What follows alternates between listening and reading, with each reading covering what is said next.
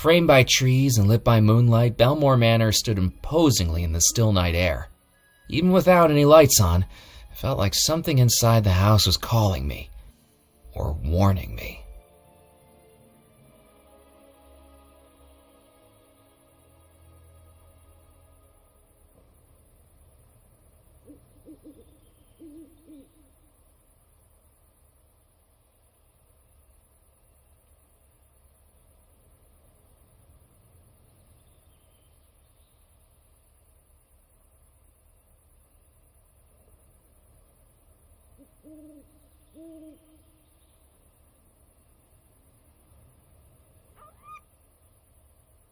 Looking out over the tranquility of the gardens, its magnolias lit by moonlight, nothing could take my attention away from the macabre sight dangling from the oak tree. A hanged skeleton, its wedding suit little more than tattered rags clinging to bone, and its skull seemingly watching me with hollow, unblinking eyes. An eternal groom without a bride.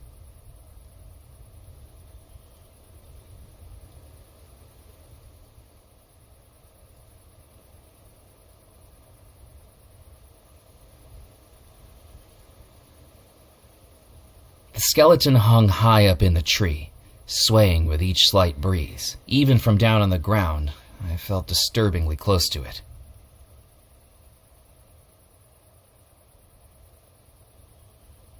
The stark trunk of the tree didn't offer any possibility of climbing it.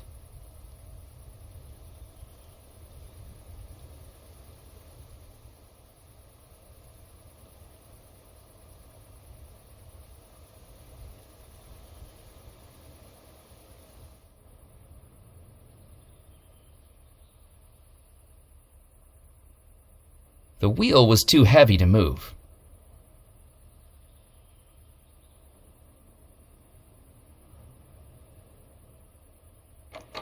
The knot was tied so tightly I couldn't loosen it. The barrel dangled from the rope like a piñata, but having this burst over my head would be the first step in getting tarred and feathered.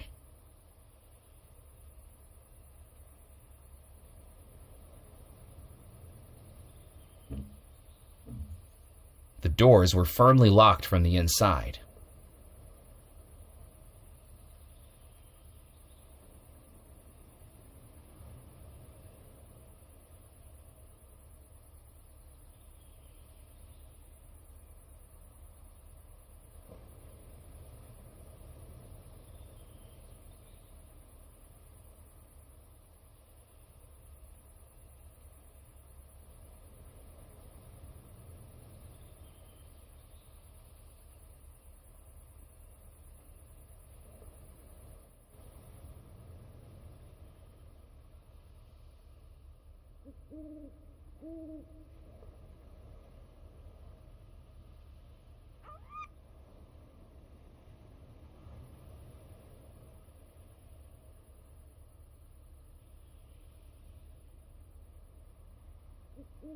From the patina of rust, it was clear the patio set hadn't been used in decades. Ouch!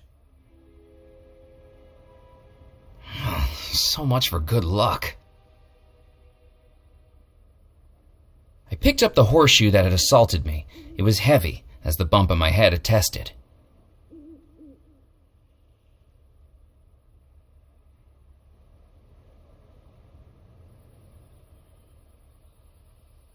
I considered wading into the pond, water up to my waist, squelching my way through the reeds and mud, past frogs, bugs, and water snakes.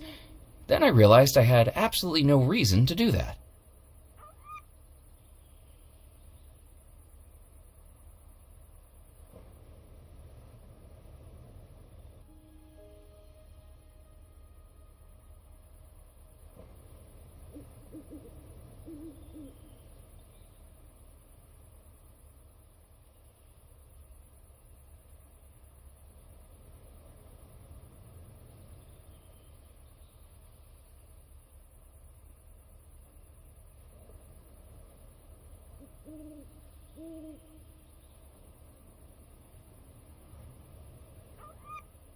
I needed the key to open it.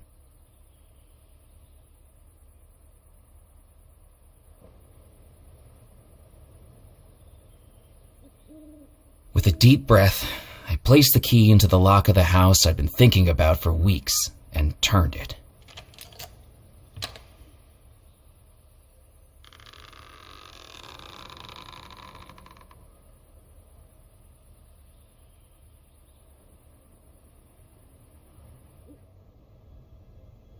Hello?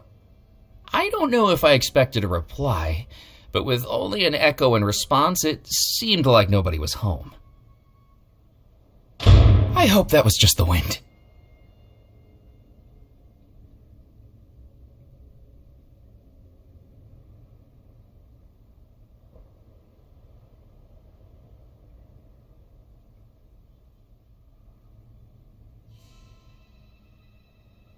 An orb appeared seemingly from nowhere, glowing and shimmering with energy, simultaneously captivating and terrifying. It was like it had a presence, an aura that I couldn't explain. My first instinct was to look for smoke and mirrors, but this illusion was right before my very eyes, one that I could reach out and touch.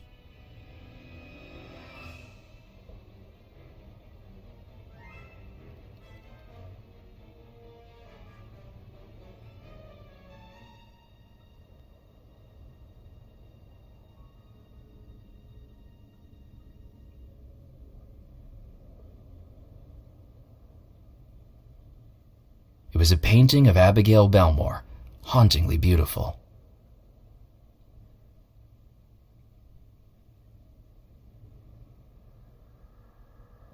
Without a flue, the fireplace seemed entirely decorative, and yet, standing in front of it, I could feel a breeze.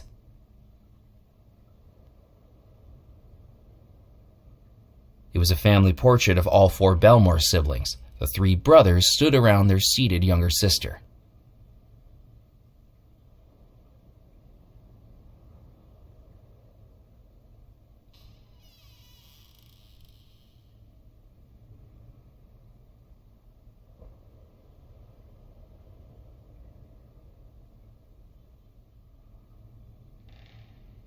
It was a painting of the gazebo I recognized from the cliff top. The 2 sea deities stared at me with disapproving eyes. I didn't know what I could have done to disappoint a statue.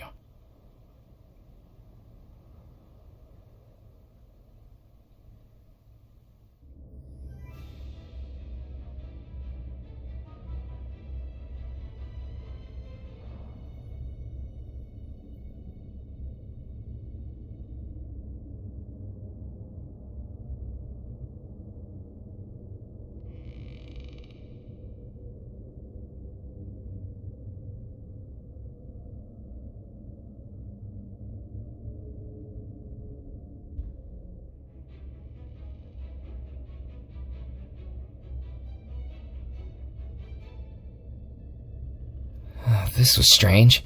I didn't remember seeing any lights on when I was outside the house.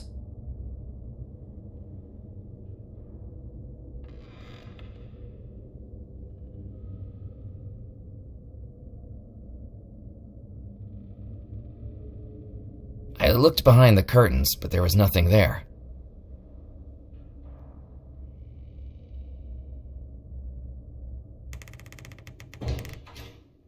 Walking into the room, I realized it must have been Abigail's bedroom. I was in the right place. Somewhere in this room was the gree-gree, and I needed to find it. The sheets lay flat on the bed, undisturbed for more than 30 years. The gree-gree wasn't going to be there.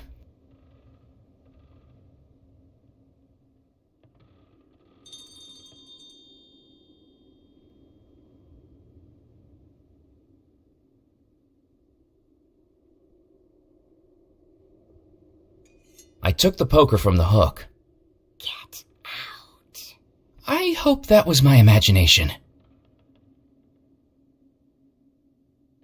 I tried to lift the ashpan grate, but decades without use had rusted it in place. The portraits hung tight to the wall and didn't reveal anything hidden behind them. Lighting the fire may have warmed the room, but it couldn't take away the chill I felt standing there.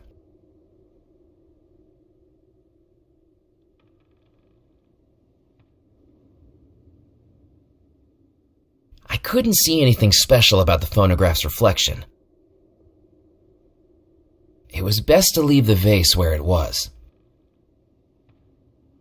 The music box was locked with no visible keyhole, but a distinctive indent on the front looked like it might be the mechanism to open it, if I had the right key.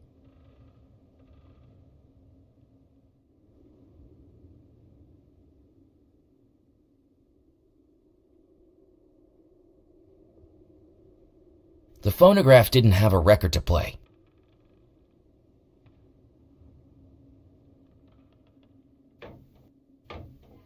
I tried to open the balcony doors, but they were locked securely. I wasn't getting through them.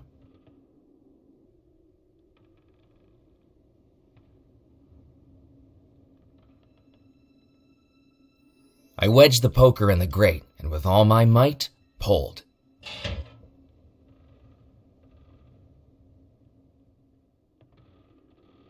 I picked up the object that had been glinting in the fireplace and discovered it was a jeweled brooch.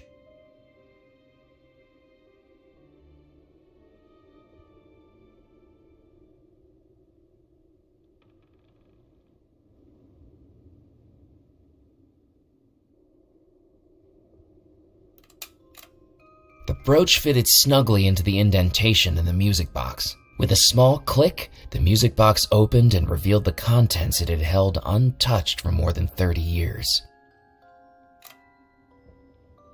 The small leather bag was just as the witch doctor had described. It was hard to imagine what could be so important about it.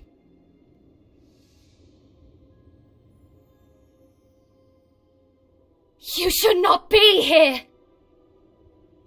Wait, I can explain. You don't belong here! I don't mean any harm.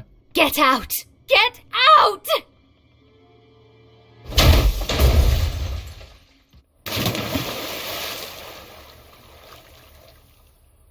With good fortune, the pond had broken my fall. It was a strange juxtaposition, wiggling goldfish out of my underwear as I tried to process the fact that I'd just been the victim of an attempted murder by a ghost bride. The stories were true, so that meant the treasure might be real as well. And now I had the gree-gree. It was time to return to the Spirit Queen.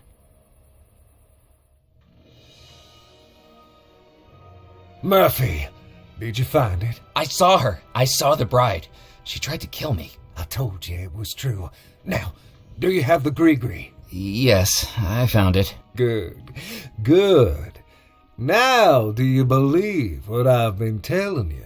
I'm starting to. Why did she try to kill me? There are some spirits that, even in death, do not wish to give up what they amassed in life. The question is, are you strong enough to persuade them? I would be if they'd give me a chance to ask them. Precisely. That will be our next step.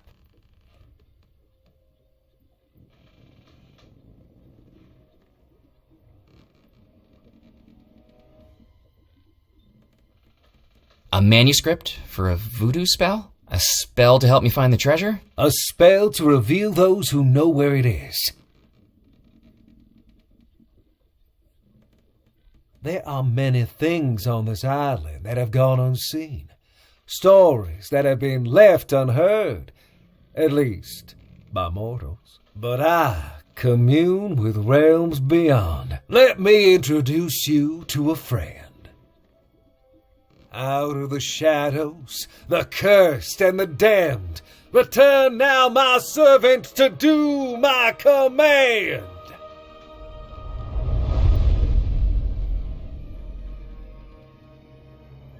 I have returned to you, Master. Lower, this gentleman wishes to find the lost treasure of Belmore Manor. Tell him how this can be done. Only inhabitants of the house know where the treasure lies, their spirits still within its walls, trapped between life and death. To ask them, those spirits must be pulled back to the mortal realm. And that is what our spell will do, Murphy. A summoning spell to unveil the ghost trapped within the house. 7 ingredients place inside, tie closed and then unseal. Within the focus what may hide, this spell will soon reveal. Once you've collected all 7, we can summon the ghosts of Belmore Manor. Once we've summoned the ghosts, we can ask them exactly where the treasure was hidden. You have served me, Loa. Begone.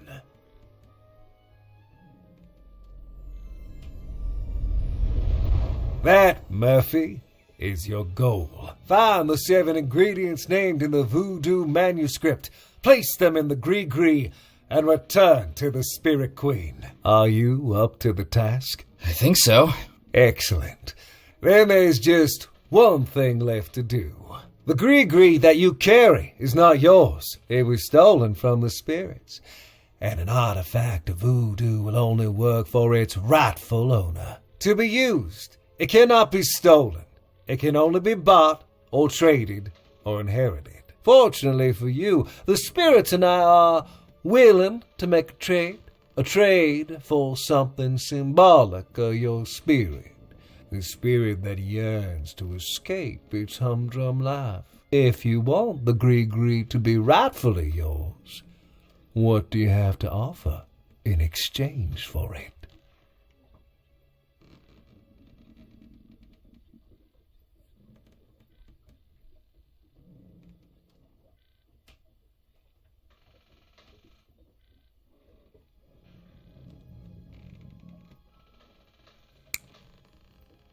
What about this? A pocket watch. A symbol of the life that doesn't satisfy you. A symbol of lost time. Dare you give it up? I think I can do without it. Then cast it into the spirit pool.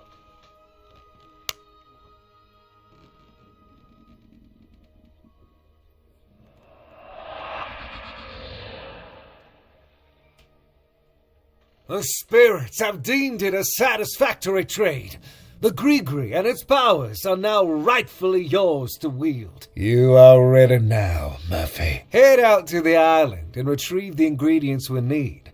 Then I will show you the final step of the spell. How am I going to find what I need? Everything I've ever needed for my voodoo spells, I've found here. It's as though this island draws the supernatural to it. The bayou, the beach, the town, the manor, all will help you in your search. Tell me, Murphy, have you visited the mill to the north, the fort to the south, the church at the island's heart? The island will lead you to that which you seek. I have no doubt about that.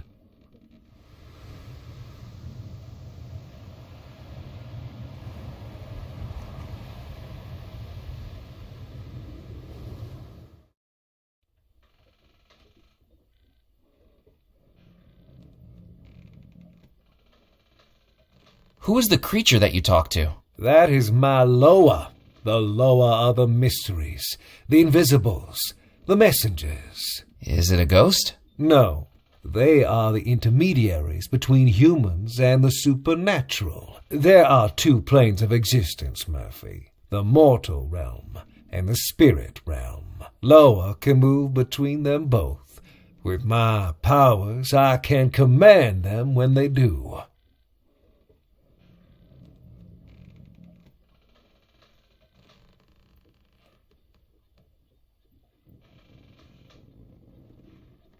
What's this riverboat we're aboard? This is the Spirit Queen. It used to be a pleasure boat, plying the rivers around the island, a den of drinking and gambling. That's how I came to own the boat. A lucky game of chance. But between you and me, Murphy, it's a lot easier to win when you have spirits to control the roll of the dice. It sounds like you cheated. Fate was always gonna bring this boat to me. I just hurried it along. How did you learn voodoo? I have always been adept with the mystic arts. Just as you dream of treasure, Murphy, I dream of power. I came to Devil's Rock many years ago drawn by its voodoo energy, and no sooner than I arrived, the spirit realm began to reveal itself to me, pleading for me to be its master. Do you keep an alligator as a pet? That's right, my dear old Mephistopheles, blind as a bat, but with the smell of a bloodhound. Good thing he's chained up safely in the boiler room. No, he isn't. He was out on the jetty when I was trying to get aboard. Where is he now? Swimming in the bayou. Oh dear, not again.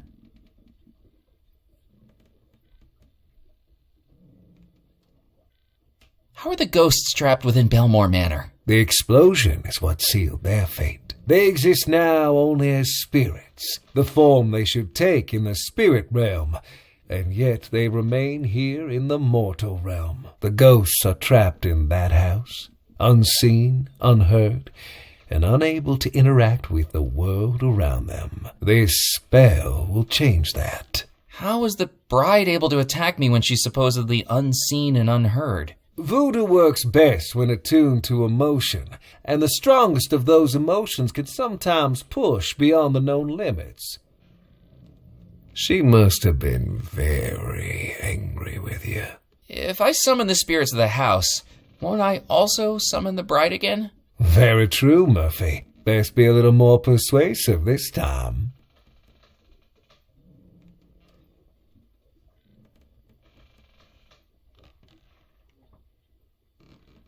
What was the explosion that caused everyone to disappear? It was a tearing in the very threshold between life and death, a chain reaction of spirit energy suddenly unleashed by the most violent of emotions. Just as the bride's anger allowed her to manifest in front of you this very evening, think of the rage that must have caused an entire household to explode and vanish.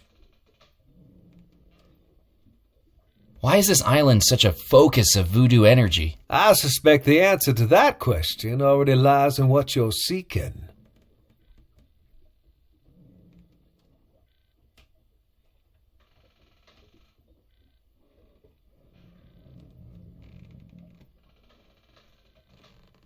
I'm going to go and find the voodoo ingredients. Hurry back.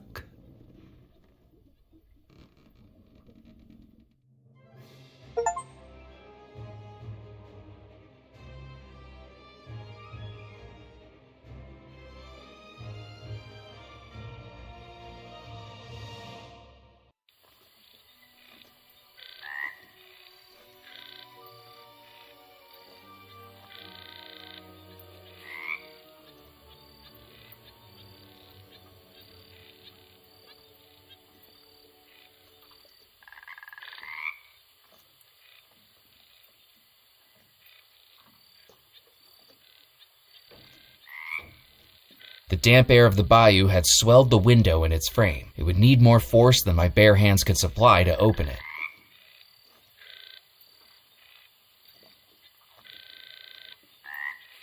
With a bit of elbow grease, I levered up the window frame.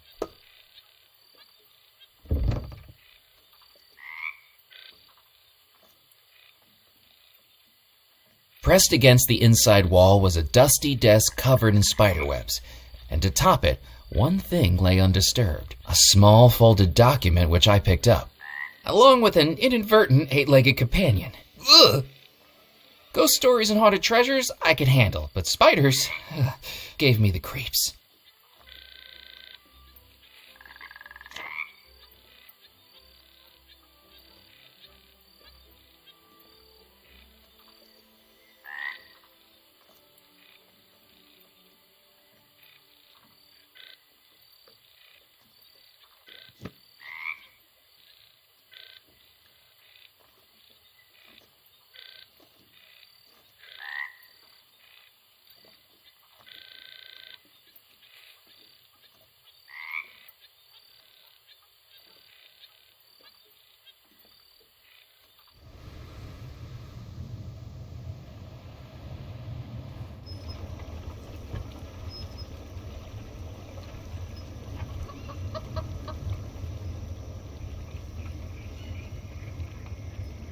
Cluck, cluck, buck, buck, buck, cluck.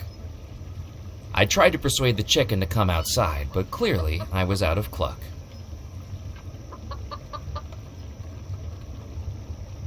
The wood was old and rotting. It wasn't going to be of any use. And who knew what critters might have made their homes inside the pile?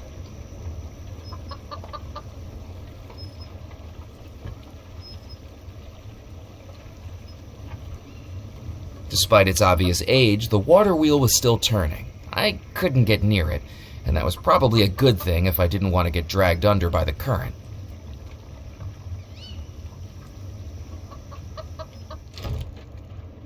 The inside of the lumber mill smelled like sawdust and grease. Judging from the overgrown weeds, it clearly hadn't been used in a long time, and yet the lights remained on.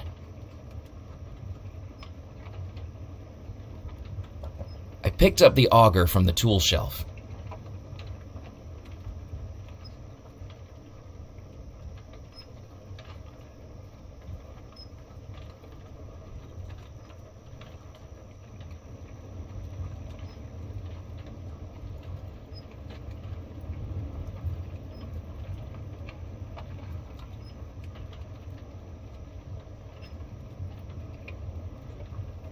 The hatches were locked.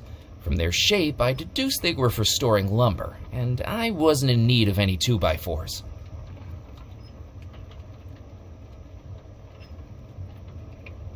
I looked over the machine, but I couldn't find a way to turn it on, if it even still worked.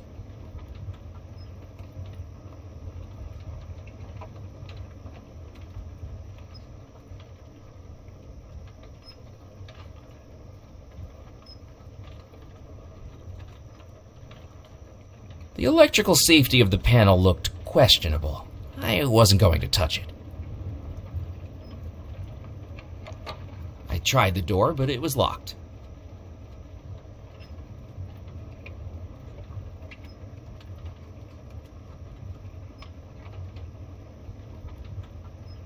The beam looked to be driven by the water wheel outside. From the multitude of wires fanning out from the top, it was presumably hooked up to a generator.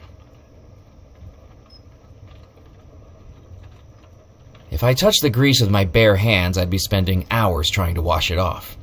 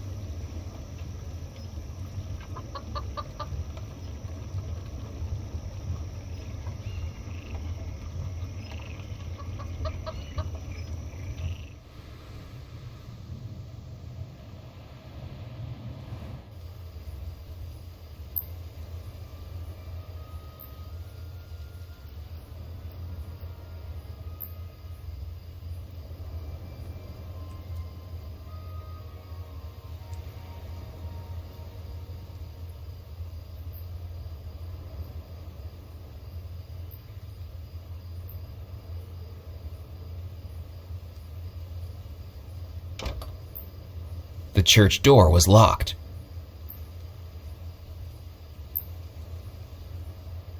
The inside of the church was silent and still.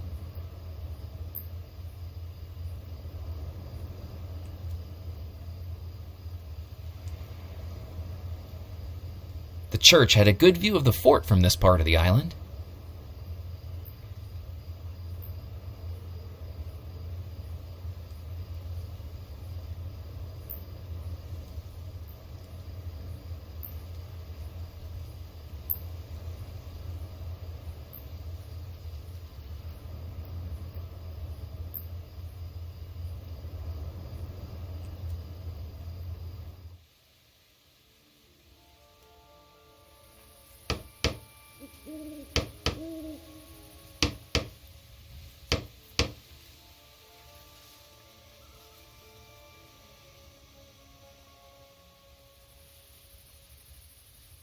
Hello? Yeah! God darn it! Don't sneak up on people like that! You frighten the dying daylights out of me! He looked at me like he'd seen a ghost. Sorry, you seem a little jumpy. I thought you were that pesky little girl again. A little girl? That doesn't seem like a reason to be scared. She's a terror. One of these days she's gonna give me a heart attack. Last week, she showed up with a doctor's note she'd forged, saying a man I'd buried that day was just a very deep sleeper. 7 hours I was out here digging him back up, at my age. And was he sleeping? Dead as a dodo. Just like that little girl will be if I get my hands on her. Who are you, anyway? My name's Murphy McCallan. I've just arrived on the island. Well, welcome, Mr. Murphy. I'm Edgar Kettle. Gravedigger, undertaker, coffin maker, and anything else that needs doing to keep this cemetery running.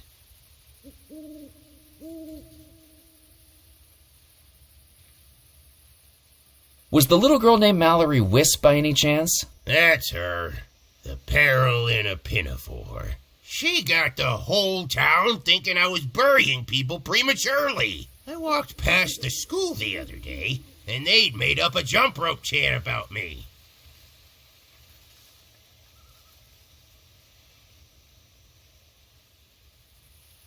Did you make this coffin? I sure did.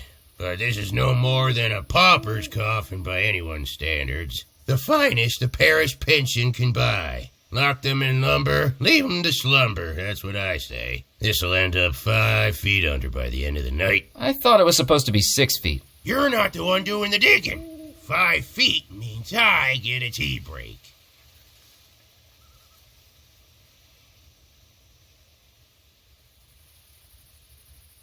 Have you got any spare coffin nails? No, I don't have any to spare. I've got a backlog of bodies begging for burial. But does the parish increase my funding? Nope. The roof's leaking. My table's broken. I've used floorboards to build some of the coffins. Take my advice. Don't go into this line of work. Undertaking is a dying business.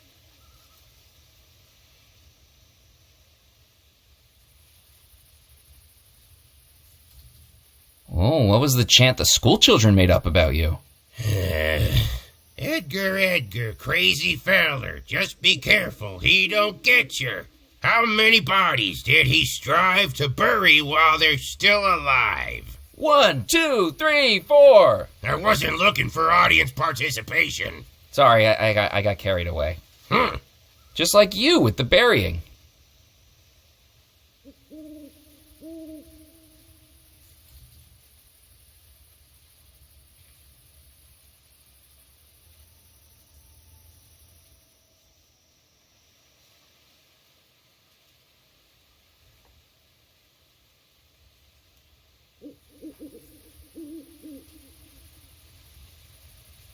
Have you ever accidentally buried someone who was still alive? Has someone been making accusations again? No, just making conversation. Well, not that I know of. When you think about it, how would I know? Shouts for help, desperate shaking of the coffin. Look, I haven't sealed anyone up who was chatting with me, let's put it that way. I usually check for signs of life, but everyone takes shortcuts sometimes, don't they? I deserve some rest in peace, too. Do you think I could fit inside the coffin? Probably not. The gentleman inside might make it a bit of a squeeze. You mean there's a dead guy inside there? There better be. I can't afford to be burying empty coffins. Knock, knock. Who's there? Hopefully not the guy in the coffin. Not funny. I'm looking for the treasure of Belmore Manor. Oh, a treasure hunter. Well, let me tell you something, young man. Don't even think about digging up my graveyard. There's no treasure buried here, and I'm already busy enough filling in the holes that are supposed to be here.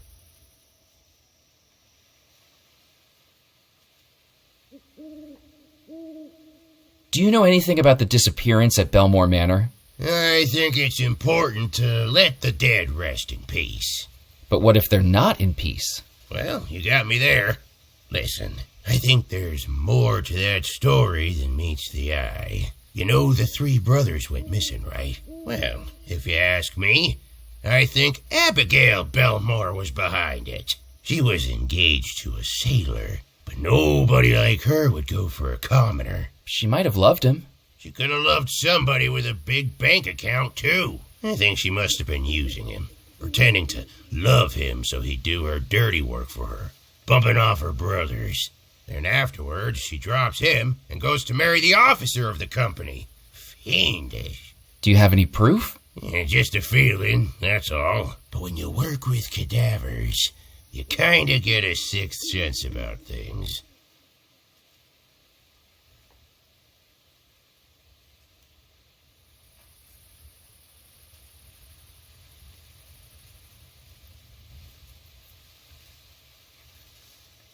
What do you think was behind the disappearance? Well, the sailor must have found out he was being manipulated, right? Done something to get his revenge.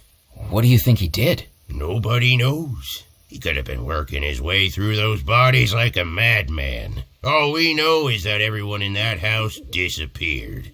To tell you the truth, I'm quite relieved they did. Why's that? Because if they hadn't disappeared, it would have been this old fool who had to bury him. Saved me a lot of work.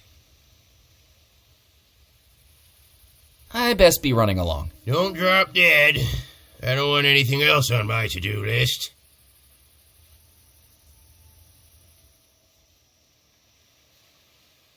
The tin was full of nothing but holes.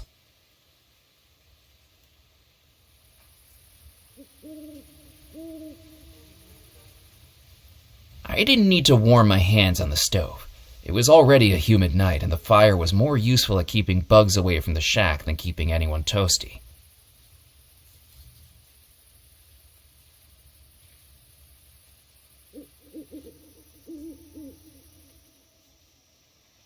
The coffin lid had been nailed down securely. I wasn't going to be able to open it.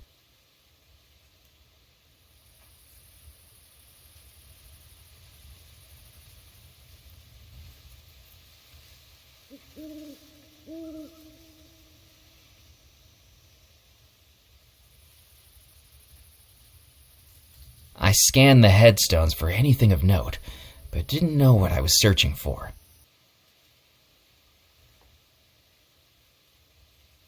I scanned the headstones for anything of note, but didn't know what I was searching for.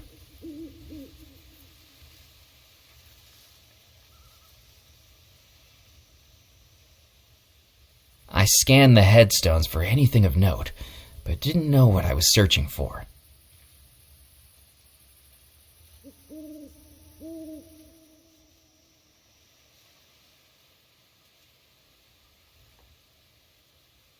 I couldn't see any way to open the crypt door. Not a doorknob, not a keyhole. Whoever sealed this up intended to seal it up for good.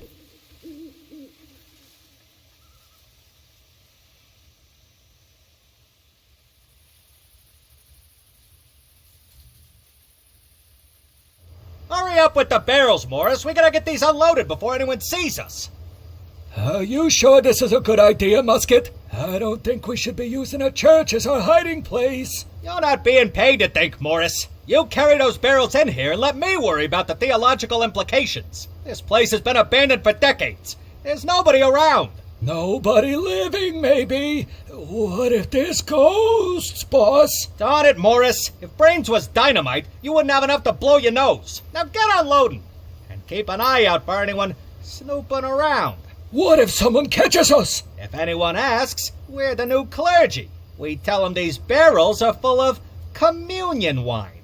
I thought we was rum runners, not wine runners, boss. Communion rum, then. Ah, gotcha. Remember, St. Juniper's Church is a place to get closer to God. And if anyone questions our alibi, we make sure that happens. The pair of rum runners looked like the human personifications of the dish and the spoon from Hey Diddle Diddle. The gangly spoon bossing around the rotund dish as it carried barrels effortlessly from the jalopy and into the church. As it turned out, nursery rhyme characters become a lot more intimidating once they have revolvers.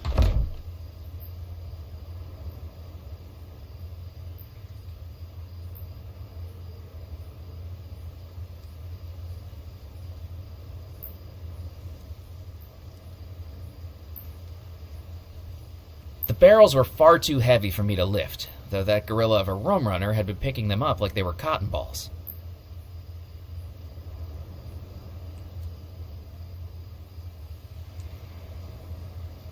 Using the auger, I drilled a small hole in the barrel, and out poured rum. I wasn't going to be able to carry rum around in my bare hands, and drinking straight from the barrel felt a little uncouth.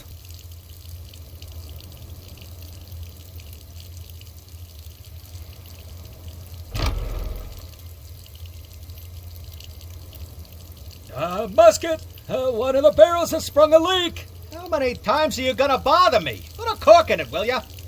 Oh, yeah. That'll work.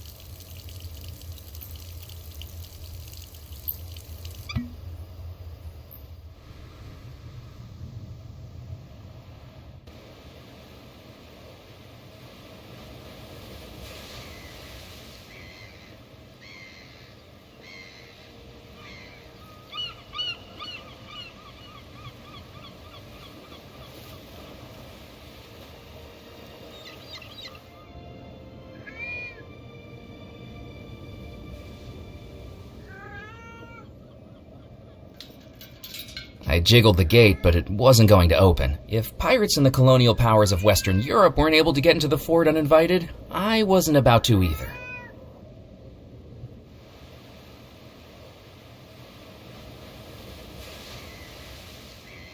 The lighthouse light was off.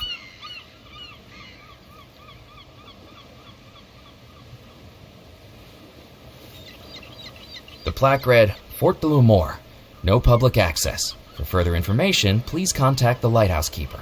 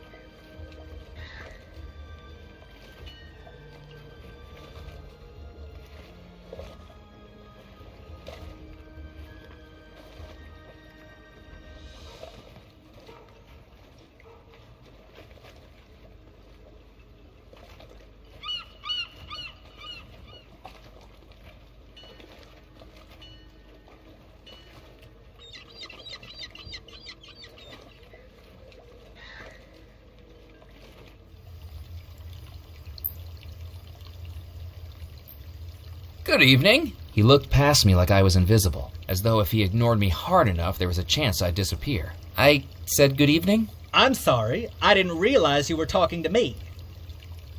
There's no one else here. Wishful thinking on my part. Have you taken a wrong turn, sir? I'm just having a look around. Well, make it a quick one, and I shall need to know your name. Murphy McCallan, and who do I have the pleasure of speaking to? My name is Felix Greer, Maitre d', bartender, and acting manager of the Captain's Club. When Mr. Perkins has the night off. What is this place? This, sir, is the Captain's Club, a private members club for current and retired sea and riverboat captains. We are highly exclusive. Are you a captain? He asked with a smugness that told me he already knew the answer. I thought not. Then may I recommend a swift exit? You'll find a convenient egress to your starboard side. If you like, I can give you a good swift kick in the right direction, sir. And don't feel a need to stop walking until your ankles get soggy.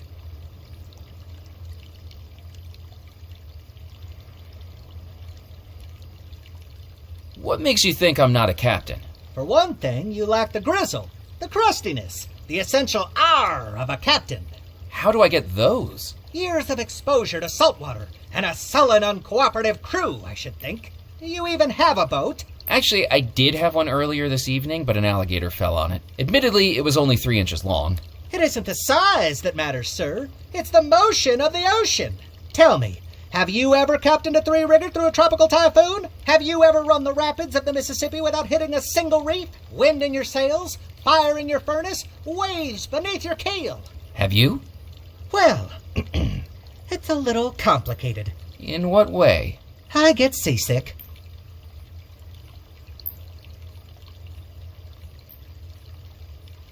Is there any way to prove I'm a captain? You might show me your captain's license. As I'm sure you know, the state of Louisiana requires all captains of both river and sea to carry one.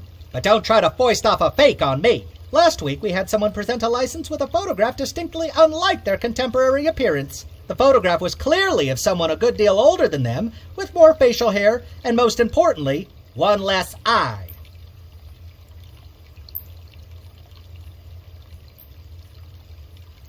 You know, I quite like being out at sea. Oh, really, sir? Bobbing along the ocean waves, up and down, like one of those roller coasters at Lunaland. Up and down and up and down. If sir would please be quiet. Else I expect there'll be a few waves of something coming out of my mouth any moment. Is the club busy tonight? Well, we haven't opened yet, but if it's like last week, it'll be quite the lively soiree. I could barely keep up. The members here like to have a good time? That's right, sir. Both of them. This town sure isn't what it used to be. What's happened to Dead Nettle? Do you think you've wandered into the Tourist Information Center? I can assure you, you'll never meet a tourism official who dresses with this much panache. Stuart LePew, head of the Devil's Rock Historical Society, looks like a thrift store had a crisis of conscience and threw up on him. I was just hoping to talk to someone so obviously knowledgeable about the area. Well, yes, that is true. I am plagued with an encyclopedic knowledge of the locality. My concierge duties require it. I have a spiel. Felix pushed out his chest like this was his moment in the limelight, his eyelids half closing as he performed before imagined crowds. Welcome, hardy traveler, to our quaint port town of Dead Nettle. Once this town you see around you was a hub of commerce, a beacon for ships bravely navigating between America, Europe, and the Caribbean. With the unfortunate dissolution of the Belmore Trading Company, our town has settled into a quieter life, perfect for the sailor ready to hang up their cap. We hope that you enjoy your time in our cozy town, and perhaps explore some of the local sites here in Dead Nettle. Well, Excuse me? I was expecting applause.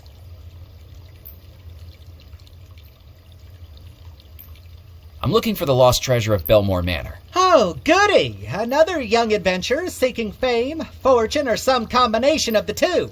Just the local color Dead Nettle has been lacking. What do you know about the lost treasure?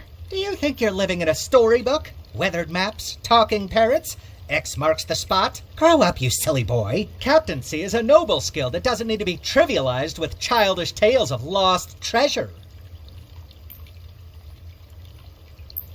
You must have some thoughts on the disappearance. On moonlit nights, when the waves crash against the rocks, the captains of this club trade yarns about this very mystery. Did you know Abigail Belmore's fiancé was a sailor who worked on the ships? Some of the old boys here even worked with him. They say he loved her, as true as a captain loves the sea. But she was a temptress, a siren. She scuttled that sailor's heart, consumed by a voodoo premonition that she had to fulfill. More beautiful than a mermaid, and twice as fishy. What did she do?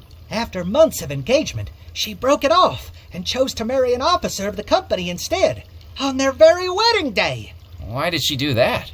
The rumors I've heard are that they discovered something in the Caribbean. Something wicked. Something that consumed them and drove them to heinous acts. The Belmore brothers swore their crew to secrecy, and the men were loyal to their word. But the rot in the rope was that sister, Abigail. People say that whatever they discovered took hold of her. With the sailor's broken heart and the officer's resources, she was about to unleash something terrible. Until the disappearance halted her evil plans. Do you think that's true? Of course not. It's all nonsense. But the captains do love to outperform each other with such tales on a dull evening. I'd best be casting off. Don't feel the need to rush back, sir.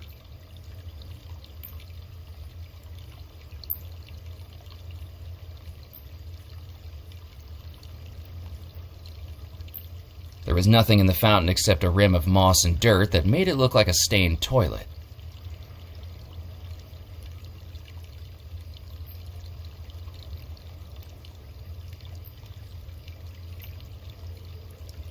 You can't go up there. It's for members only.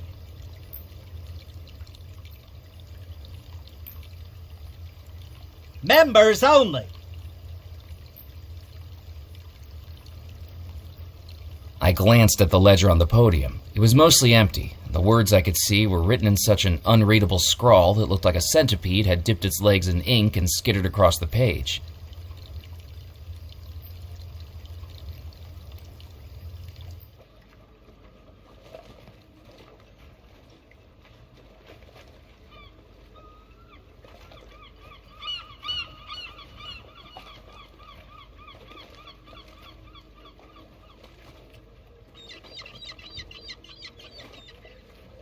The puppet show hadn't started yet.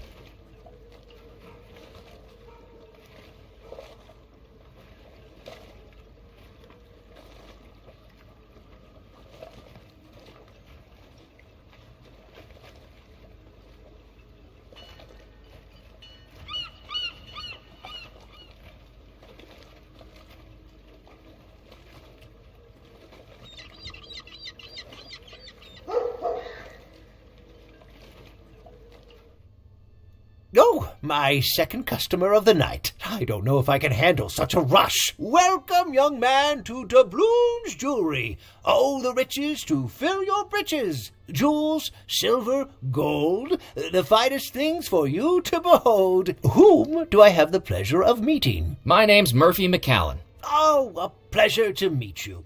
My name's Jasper Crumb, owner and proprietor. Are you looking for something valuable while you're here on the island? Funnily enough, I am. Is there a special someone in your life? Looking for an apology gift, perhaps? I've sold more missed anniversary necklaces and drunken fumble earrings than I can count. No, I don't need anything like that. Then how about something for yourself? You look like a working man. Could I interest you in a pocket watch? Actually, I had one up until about an hour ago. Traded it to a glowing green guy for a magic pouch. As the words left my lips, I realized I sounded like a character from Jack and the Beanstalk. Pardon me? I'm just here to browse. Browse away, young man. I'll be here if you need me.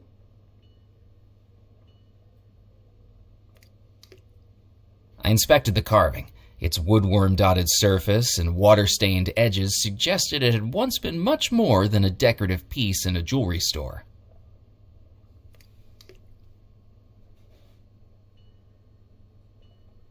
The cabinet proudly displayed all manner of gold and silver creations, watches, necklaces, pendants, and more, all made in-house by the jeweler. There was no reason to use the microscope without something to magnify.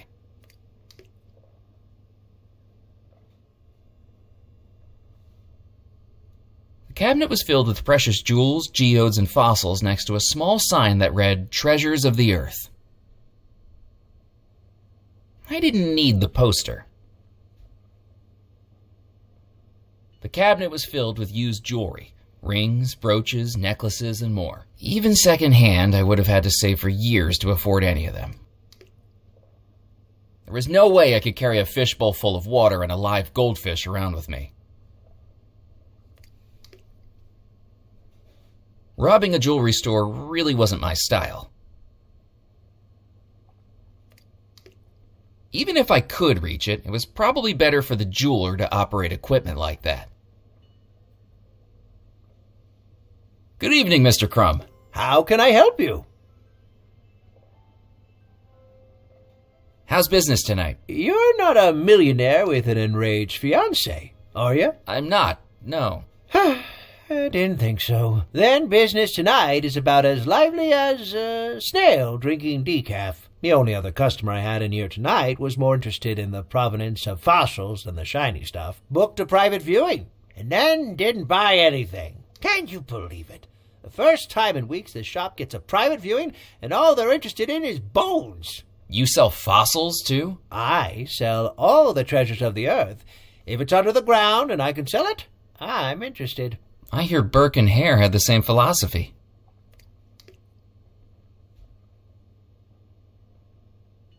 What's the carving on the front of your counter? That is the genuine stone carving of the Golden Goose, the famous brigantine. I could trace my family's history on the island back hundreds of years, right back to the ship's owner, Captain Bartholomew Crumb. You've heard of him, I expect. Captain Crumb, the vicious pirate? I read about him as a child. One of the most successful in the Caribbean. That is, until, as the story goes, he got pursued by a ghost ship. A ghost ship? Surely that can't be more than a legend. Then how do you explain this? Without a single shot fired, every sailor aboard his ship fell down dead, victims of an evil pirate who wielded a black stone. Captain Crumb was the sole survivor.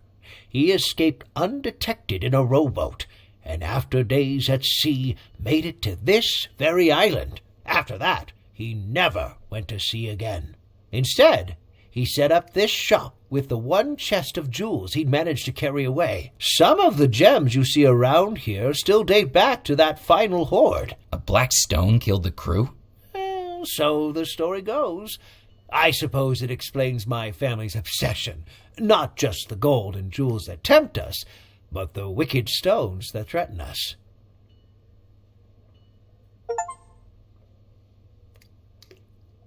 Why did Captain Crumb come to Devil's Rock to set up his store? This was his home port. Devil's Rock used to be quite the lawless island. Legend goes he used to hide his treasure along the southeastern coastline. The island is dotted with caves. Plenty of places to hide the loot. What are you selling? We specialize in jewelry and precious stones. Rings, necklaces, earrings, and brooches in this cabinet to my left. Gems, geodes, and fossils in this cabinet to my right. You'd be surprised at how much of an impact some stones can make. My family can tell you that. We also offer a free polishing service on all purchases from the shop. Just bring it in and we'll shine it up for you. Our little thank you to our loyal customers. How do you know what jewelry was purchased here? I handcraft everything this shop sells. I have an encyclopedic knowledge of our wares, Mr. McAllen, going back decades. What's the most valuable thing in here? I suppose that depends on how you value things, doesn't it? In dollars and cents? Yes, I used to value things that way. But a lack of business has a way of making you more philosophical about these things. Now I'd say the most valuable thing here is Granny. Granny? Your grandmother is in here? That's right. In the fishbowl. Granny is my goldfish. You named your goldfish Granny? Yes, it was the most wondrous thing. The same day my grandmother Bethesda died, I was out at the local fun fair, and I won this goldfish on the ring toss. When we got home, every time we mentioned Bethesda, that little fish jumped out of the water and back on in. We think Granny's passed on into that fish. What do you think?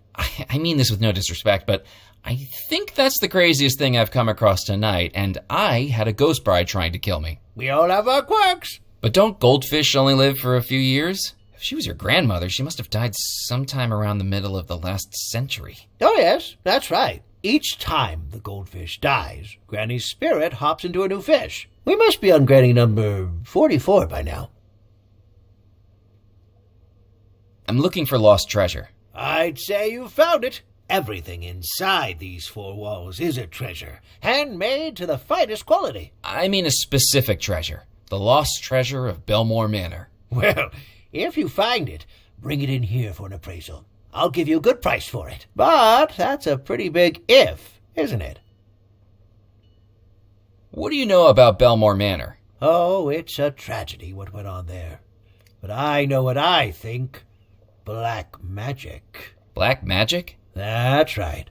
While some of us make an honest living around these parts, there are others who are lured in by the darker depths of the sea. Who do you think that was? Well, it's simple, isn't it? Abigail used to stop by here all the time, taking a gander at the rings and the necklaces.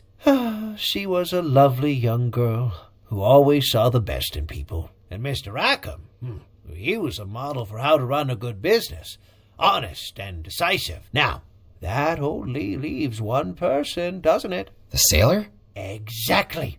I'd heard rumors about black magic going on inside Belmore Manor. I think he was casting his spell on Abigail, making her fall in love with him. Why else would someone as rich as her want to marry someone like him? He certainly couldn't afford the rings and necklaces that caught her eye. I think, come the night of the wedding, she wised up. That's why she decided to marry Mr. Rackham after all. A much more responsible choice for the company. I think I'll just look around for now. I'm here if you need me.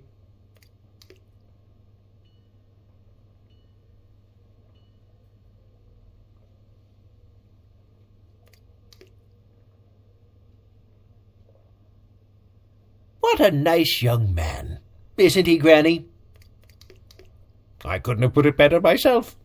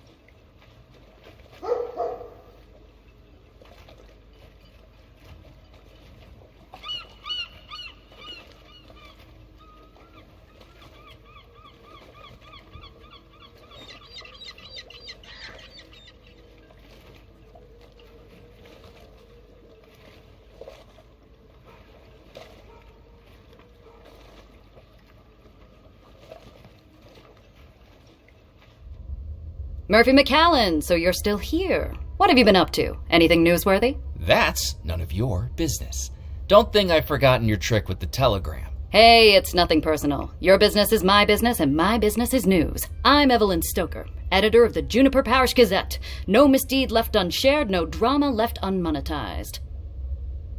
Come on, work with me here, McCallan. I need something juicy. Committed any crimes? Uncovered any affairs? Any deep personal secrets to reveal? The honest-to-God truth?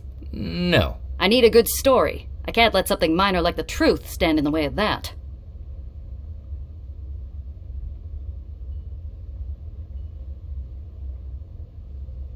I didn't want to get ink all over me trying to carry the canister around.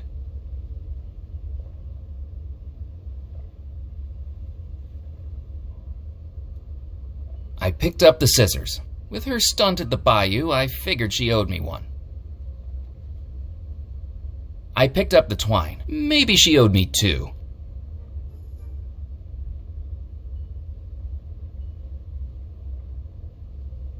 Don't even think about it. The spring on that printing press looks like it's going to blow at any moment.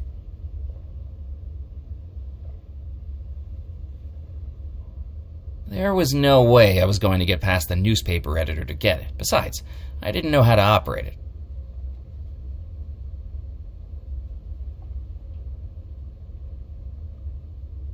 Hey, you can't come back here. Sorry. Yes? Hi.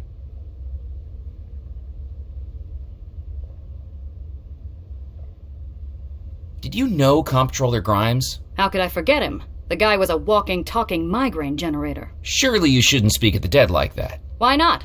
I spoke plenty worse about him when he was alive. Anyway, I'm sure everything happens for a reason. And hopefully that reason is to increase my circulation numbers. Everything's connected, you know. Have you ever heard of the butterfly effect? I suspect it works for moths, too, because I can never get the damn things out of here. Some people say that if a man breaks wind in Alabama, it can cause a hurricane in Fiji. I think I shared a train car with that guy on my way here. What's in those filing cabinets? Past issues of the paper, going all the way back to 1858. Of course, things were a lot more interesting when Dead Nettle was thriving. People, ships, and cargo coming and going. Lots to report on back then. More than the dregs I have to dress up now. Why did the ship stop coming to Dead Nettle? The Belmore Trading Company was the heartbeat of this island. After the disappearance, there was no one left to run the company, and it all got sold off. When that folded, so did pretty much everything else.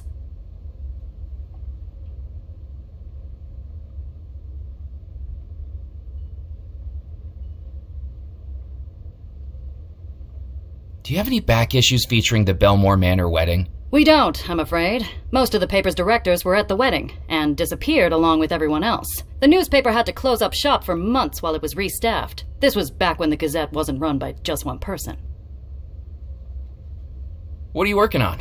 One of the most romantic articles this newspaper's ever seen. Francois Fogg, Dead Nettle's local pharmacist, is reuniting with his long-lost love after 14 years apart, thanks to this newspaper's personal ads column. What a lovely story. That's right. She mailed in a letter she wanted printed. Her former sweetheart saw it, and now they're on track to see each other again. Eventually. Eventually? Well, that's a bit of an administrative issue. In the letter we received, she told him to meet her in her Texas hometown of Magnolia. Due to a tiny typesetting error, he's now on a 6-week voyage to Mongolia. But doesn't it warm your heart how far people will go for love? Don't you have more interesting stories to write about? The crackpots this island calls a population wouldn't know something interesting if they paid for it. Which they hardly do. Believe me, I've tried to get juicier stories. Scouring the island, doorstop interviews, hiding under windows. You eavesdrop on people through their windows? It's called investigative reporting. I'm doing some research on the treasure of Belmore Manor. Have you found it? Well, no, not yet. I've just started looking. Then don't waste my time. Come back when you've got the goods.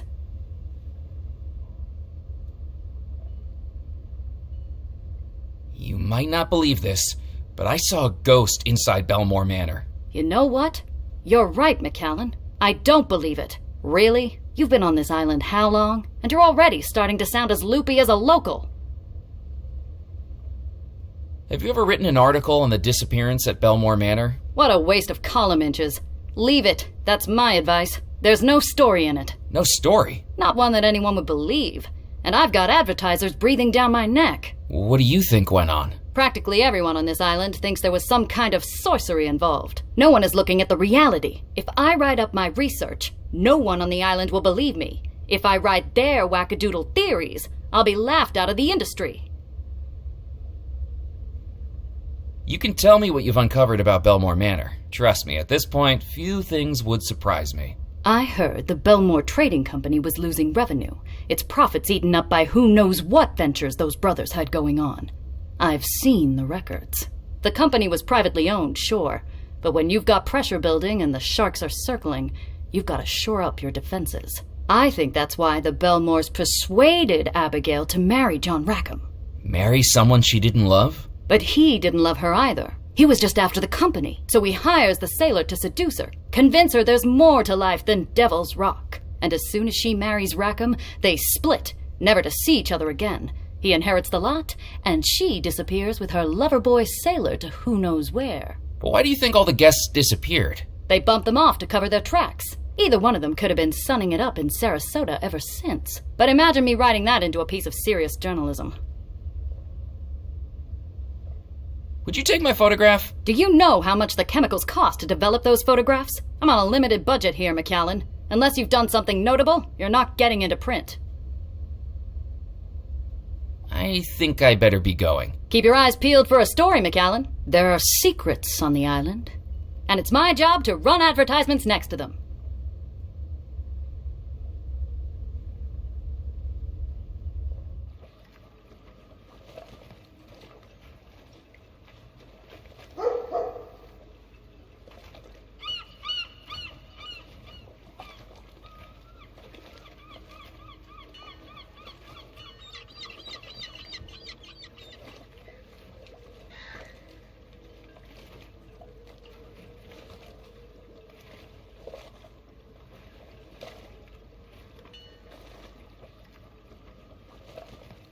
The stories about Belmore Manor are true. I saw the ghost bride inside the house. Blasted, Murphy. Don't say I didn't warn you. This island has had its fair share of the macabre. The best way to deal with it is to leave well enough alone. Why are you searching for that treasure anyway? Well, it's my job. The state's claim on that money runs out at 8 a.m., and I'm supposed to find it. You seem pretty passionate about something that's just for work. What are the odds you draw an assignment like that? Well, I might have made my own luck there. They wouldn't normally authorize an investigation so close to the statute of limitations running out, especially on a 30-year-old cold case. But thrust a stack of forms in front of the boss 5 minutes before clocking off on a Friday afternoon, and he doesn't care what he's signing. Let's just hope he wasn't signing your death warrant. Most of my investigations don't amount to more than counting paper clips in a municipal building or going cross-eyed over receipt rolls in a courthouse. When I found that old case folder tucked behind the filing cabinet, its only lead, a water-stained magazine, talking about a real-life haunted house, how could I pass it up?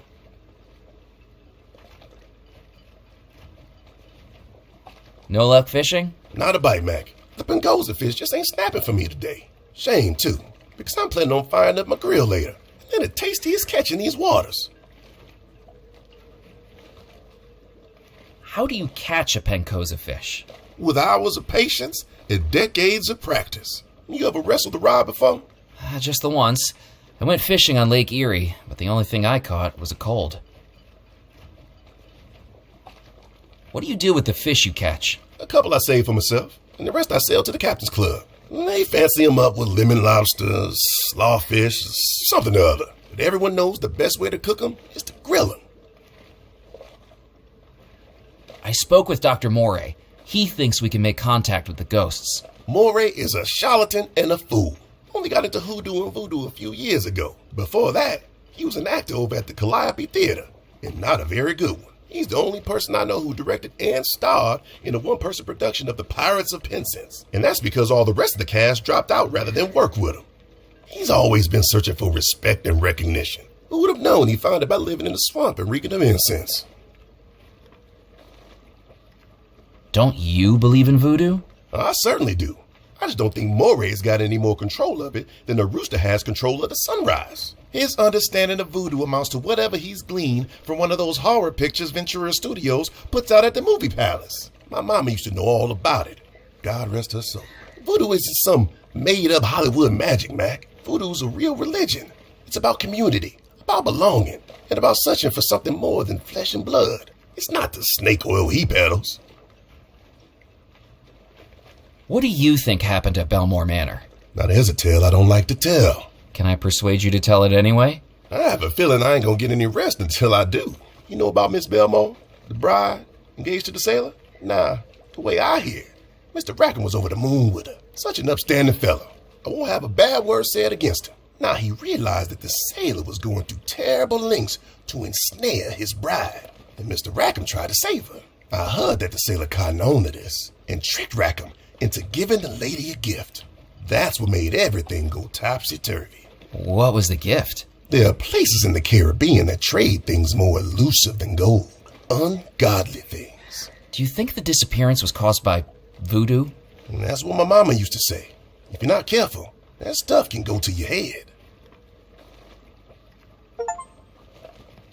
Why won't you hear a word against Mr. Rackham? He gave me my first work on this island, right here on these docks. And I'm still here to this day. He may have worn a scowl, but you don't judge a banana by its peel with people like him, Mac. When I looked into his eyes, all I saw was ambition.